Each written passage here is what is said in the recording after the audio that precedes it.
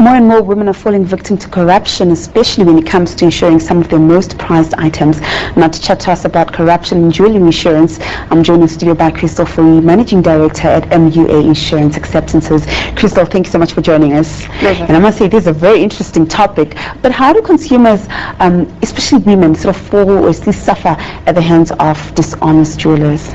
It's important to understand that we are talking about the exception to the rule here.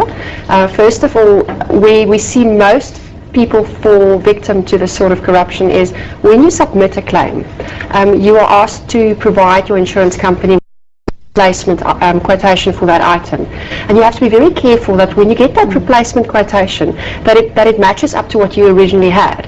If you look at a diamond, say that you take a diamond of 0.5 carats, and they quote on a diamond of 0.5 carats, but they give you an actual item that's a carat of 0.49, there's a substantial difference in the price and the actual value of that item, and you won't know the difference. So it's important that you go to the reputable jewelers that you actually know, who are recommended by your insurance company. But isn't that a whole lot of work? I mean, it's important that you do all of this up front, and we see so many unhappy clients, and we sit on the other side of the table, and insurance is a grudge purchase, so people don't like paying for the insurance premiums, and most people would say to you they don't get paid what they claimed for. They've paid premium for all these years, and really often it is because the policy holder did not make sure that they have all and everything in place before the actual claim happened. Most insurance companies say that you must have a valuation certificate of your jewelry for items over a certain value of less than 3 years old. Now you have a claim, your valuation certificate is 5 years old, and the insurance company will say we're not going to pay your claim because it's a requirement that you have that documentation in place. So it's a pain, but it's something that you have to go through to validate the insurance cover at the time of the loss. But there are obviously sort of a couple of restrictions that insurance companies have on their policies. What are some of the implications of those restrictions, and how do I know that there are restrictions? Well, the most important one is the one that I mentioned now. You have to have valuation certificates of your jewelry items, and you must make sure that you keep it in a safe place. If your house burns down, for instance, it's a good place. It's good to have your valuation certificates in a safe, or maybe at a bank, in a bank deposit box, so that you can access it at any time. Secondly, some insurance companies, most insurance companies, I would say that you must keep your items in a locked safe if they're over a certain, say, 5,000 or 30,000 rand, and often, nowadays an engagement ring easily goes up to that value.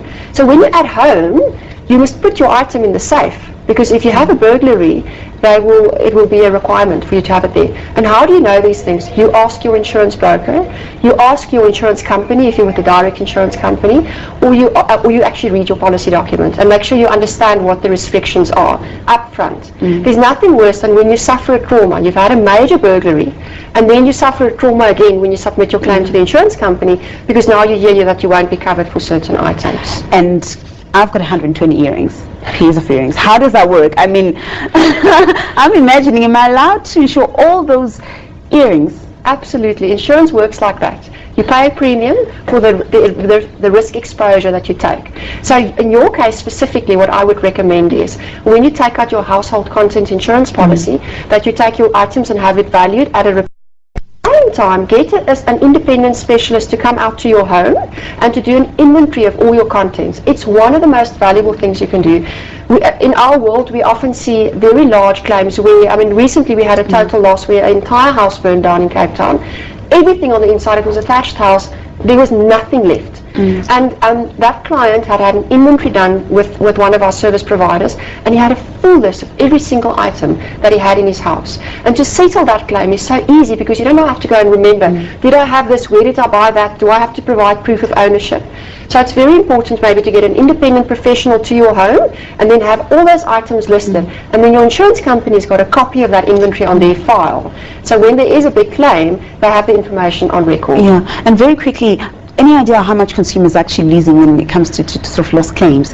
In insurance, we have an average endorsement, which is when you're underinsured. So insurance companies take a portion of the payment off, and African market on contents of about 40%. So you would find that many clients get paid out far less than what they claim for, up to 40%. Wow. Yeah, if not more.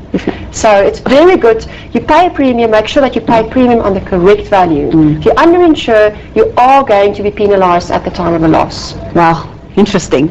I'm going to rush. Insure my Julie. Crystal, thank you so much for joining us. That was Crystal Fourie, Managing Director at MUA Insurance Acceptances. Thanks for watching.